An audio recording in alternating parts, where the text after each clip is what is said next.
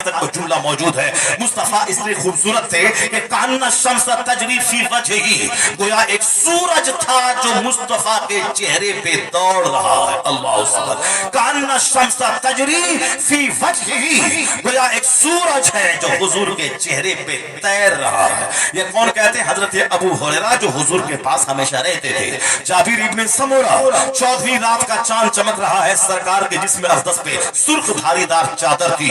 وہ کہتے ہیں چاند کو میں دیکھتا، کبھی حضور کے چہرے کو دیکھتا، میں فیصلہ کر نہیں پا رہا تھا کہ چاند خوبصورت ہے یا مصطفیٰ خوبصورت ہے. انہوں نے اخیر میں کہا میرے دل نے ڈیسیژن لیا، وجہہ احسن من القمر، مصطفیٰ کا چہرہ چاند سے زیادہ خوبصورت ہے. سبحان اللہ. ذرا زور سے بولیں سبحان اللہ. ہاتھ اٹھا کے بولے لا الہ الا اللہ. بھاگنے کے چکر میں مت رہیے، گفتگو سنیے. سرکار دو جہاں کا اخلاق سنیے، حضور کی حیات طیبہ سنیے. سرکار دو جہاں سے سچی محبت پیدا ہوگی. یہی محبت دنیا داروں کی محبت کو گھٹائے گی، یہی محبت جنت لے کے جائے گی، یہی محبت اولیاء صالحین سے قریب کرے گی، یہی محبت گھر میں دینداری پیدا کرے گی. مصطفیٰ کی محبت ہی جان ایمان، اصل ایمان ہے. یہ دل نہیں ہے کہ کسی چمار کو دیا جائے، یہ دل اس لیے کہ کسی ڈومنی کو دیا جائے، یہ دل اس لیے نہیں کہ کسی شرابی پاپی کو دیا جائے، یہ دل اس لیے نہیں ہے کہ کسی چمارین کو دیا جائے. جس طرح بہت سارے برہمن کے بیٹے ڈومنی کا چہرہ دیکھا اس کی طرف مائل ہو گئے. ایک برہمن ابھی بولتا، ایک مہینہ پہلے مجھ سے کہہ رہا تھا کہ آج سے 20 سال کے بعد کوئی ماں باپ اپنے بچوں کو پیدا نہیں کرے گا. مولانا صاحب نوٹ کر کے رکھے. میں نے کہا کیسے؟ کہا ایک ماں 9 مہینے پیٹ میں بچوں کو رکھتی ہے، ایک ماں 2 سال خون جگر پلاتی ہے دودھ کی صورت میں، اب 10 سال تک نرس کی طرح ان کے پیشاب پاخانے کے کپڑے کو دھوتی ہے. اور جہاں لڑکی 12-13 سال کی ہوئی وہ کسی دوسرے چمار کے ساتھ بھاگ جاتی ہے. اور کس نیٹ پہ دیکھا محبت ہو گئی، ہم اسی کے لیے پیدا ہوئے ہیں. وہ کہنے لگا، وہ غیر مسلم ہندو برہمن مجھ سے کہنے لگا، کوئی کہانی قصہ یا کوئی اخبار بازی نہیں ہے، میں مجھ سے کہنے لگا. وہ برہمن کی تنظیم کا وہ سرکردہ لیڈر تھا. اس نے ہم لوگوں کی باتیں چونکہ وہ سنتا ہے، اس کے بعد کہا کہ مولانا صاحب یہ سنیے، آنے والے 20 سال کے بعد کوئی ماں باپ جو سینسیٹیو ہوگا وہ بچہ پیدا نہیں کرے گا. کیوں بچہ پیدا کرے گا؟ وہ بولا کہ 9 مہینے پیٹ میں رکھتی ماں، 2 سال دودھ پلاتی ہے، 10 سال پھلیاں دھوتی ہے، یعنی اس کے کپڑے پاخانے والے صاف کرتی ہے. جہاں یہ 12-13 سال کی ہوئی، ابھی ایک کیس ہماری برادری برہمن کی خوبصورت لڑکی وہ کسی دلت اور ہریجن کے ساتھ بھاگ گئی. اب بتائیں کہ پورے خاندان کی ناک کٹی. اب کیوں ایک ماں اس طرح سے تکلیف اٹھا کے بچے کو جنے گی کہ وہ آگے چل کے پورے خاندان کی ناک کٹوا دے؟ کیوں ایک باپ بچے کو پیدا کرے گا کہ جس کی وجہ سے وہ آگے 10-15 سال کے بعد وہ کسی دوسرے کے ساتھ بھاگ جائے؟ جو حالات پیدا ہو گئے ہیں سوسائٹی کے، یہ حالات بتا رہے ہیں کہ آنے والے دن میں ایک درد مند باپ، عزت دار باپ، وہ اولاد نہیں پیدا کرے گا. چونکہ اولاد 100% جب نافرمان ہونے لگے گی، سب کے بدن میں سیکس کی آگ لگی ہے. اب کوئی مطلب نہیں ہے، مقصد حیات ہی نہیں ہے. جب مقصد نہیں رہے گا تو کھانا پینا سیکس کرنا اس کے علاوہ اور کیا دنیا میں رہ جاتا ہے؟ اور جب مقصد رہے گا جنت پانا، مقصد رہے گا خدا کو راضی کرنا، مقصد رہے گا نماز پنجگانہ پابندی سے پڑھنا، مقصد رہے گا سال کے 1 مہینہ بالکل دنیا سے کٹ کر روزہ رکھ کے عبادت کرنا، تب نہ وہ بندہ 24 گھنٹے اس کی زندگی مشینی زندگی بن جائے گی. اور نہ روزہ ہے، نہ نماز ہے، نہ حج ہے، نہ زکات ہے، نہ آخرت ہے، نہ جنت ہے. وہ تو صرف کھائے گا، کپڑا پہنے گا، عشق بازی کرے گا. بیٹا کو بھیجا کراچی پڑھنے کے ڈی ایم بن کے آئے گا، وہاں سے چھوکری کو لے کے آ گیا. بیٹا کو بھیجا کوٹا کے ڈاکٹر بن کے آئے گا، وہاں سے عشق بازی کر کے ایک خوبصورت لڑکی کو لے کے چلا آیا. جیسے کہ بچہ آج کل ایک لڑکی کے پیچھے پاگل ہونے کے لیے ہی پیدا ہو رہا ہے. درد مند باپ اگر چاہتا ہے کہ میری اولاد سینسیٹیو ہو، حساس ہو، رسپانسیبل ہو، ذمہ دار ہو، لڑکیوں پہ اس کی نظر نہ جائے، تو اس کو آوارہ نہیں چھوڑنا ہوگا، بلکہ اس کو بچپن سے اس کی تربیت کرنی پڑے گی. قدرت کا قانون ہے، اچھی اولاد کے لیے اچھی ماں کا سلیکشن کرنا ہوگا. اس لیے کہ اچھی زمین ہی اچھی فصل پیدا کرتی ہے، اور یہ ماں مثل زمین کے ہے، یہ باپ بیج ڈالنے والا ہے. اگر ماں زمین بنجر رہی تو اچھی فصل پیدا نہ ہوگی، اور اگر بیج ڈالنے والا ناکارہ بیج ڈالا تو اچھی فصل پیدا نہ ہوگی. اس لیے अच्छा शहरी समाज को देने के लिए शादी से पहले सिलेक्शन लड़की का करना पड़ेगा।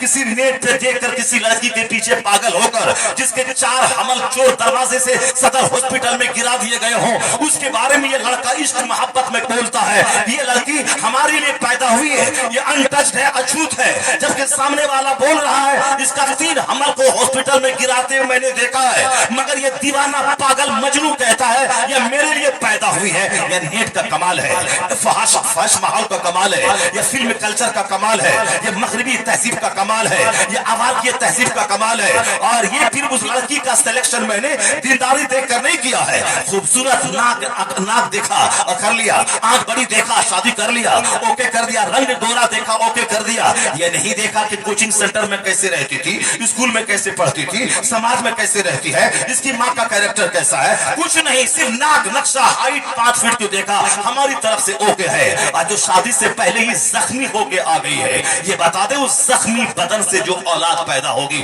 उसका क्या हाल होगा। कुदरत का कानून है कि हमारे हिसाब से सारा काम नहीं होता है, यह दिन रात अपने कुदरत के नियम के हिसाब से बदलते हैं। यह सूरज और चांद का उगना और डूबना यह कुदरत के सिस्टम से होता है। यह दुनिया का निजाम चलाने वाला अल्लाह है, उस हिसाब से चल रहा है। वो बस सर्दी का मौसम, गर्मी का मौसम, बारिश का मौसम, रात का आना, दिन का आना, यह जमीन और आसमान का इख्तिलाफ क्या है, कभी सुना कभी पढ़ा। कुरान ने क्या कहा, इन्ना फी खल्क़िस समावाति वल अर्द व इख्तिलाफिल लैलि वन नहार लआयातिन लिउलिल अलबाब अल्लज़ीना यज़कुरूना अल्लाह क़ियामन व क़ुऊदन व अला जुनूबिहिम व यतफ़क्करूना फी खल्क़िस समावाति वल अर्द। अल्लाह कहता है जमीन आसमान की पैदाइश में, रात और दिन के बदल बदल कर आने में अक्लमंदों की आंख खुलने की बात है। अक्लमंद वो है जो रास्ता चलते उठते बैठते अल्लाह का जिक्र करते हैं और जमीन आसमान की पैदाइश पे गौर व फिक्र करते हैं। फिर वो कहते हैं रब्बना मा खलक़त हाज़ा बातिला, तू you did not create this in when, तूने इस कायनात को बेकार नहीं बनाया है। एक सिस्टम से सारी कायनात है इलाही, मैं चाहे आग पे भी सजदा करूं तेरी इबादत का हक मुझसे अदा ना होगा, तू अपने फजल से मुझे जहन्नम की आग से बचा ले। सुब्हानका फ़क़ीना अज़ाबन नार। यानी जब बंदा गौर व फिक्र करता है उसके दिल में अल्लाह का डर पैदा होता है। वो कहता मैं 1 करोड़ रुपए भी खैरात कर दूं फिर भी खैरात का हक मुझसे अदा ना होगा, इतनी नेमतें तेरी हमारे ऊपर में है। कायनात बनाकर सर से लेके पांव तक ये हजारों आज़ा देकर और खरबों रुपए से ज्यादा कीमती आज़ा देकर, शानदार खाना पानी ऑक्सीजन देकर इतना एहसान तूने किया है, 24 घंटे में आग पे सजदा करो फिर भी इस नेमत का शुक्र मुझसे अदा ना होगा। इसलिए कहा कि जो लोग गौर व फिक्र करते हैं, दिमाग लगाते हैं, वो आखिर में कहते हैं रब्बना मा खलक़त हाज़ा बातिला सुब्हानका फ़क़ीना अज़ाबन नार। और जो लोग दूसरों का मुंह देखते हैं, जो लोग चौक चौराहा देखते हैं, जो दूसरों का घर का झूमर देखते हैं, जो दूसरों के घर का सोफा देखते हैं, जो दूसरे दुनियादारों का शराब पीना, ताड़ी पीना, घूमना, मौज करना, मस्ती करना, बर्थडे पार्टी में केक काटना, वो देखते हैं, वो क्या मकसद हयात को देखेगा। वो तो बोलेगा वो 1000 का केक काटा है तो हम 10,000 का केक काटेंगे, वो 500 रुपए का कार्ड छपाया है तो हम 1000 रुपए का कार्ड छपाएंगे, वो 10 लाख का डेकोरेशन किया हम 20 लाख का डेकोरेशन करेंगे। इसलिए हुजूर ने कहा था आखिर जमाने में लोगों की अक्लें छीन ली जाएंगी, लोग दीवाना पागल हो जाएंगे। इसीलिए मुकाबला जारी है कार्ड का, मुकाबला जारी है डेकोरेशन का, मुकाबला जारी है वलीमा में 10,000 के खिलाने का, मुकाबला जारी है 5 स्टार होटल और मैरिज हॉल के बुक करने का।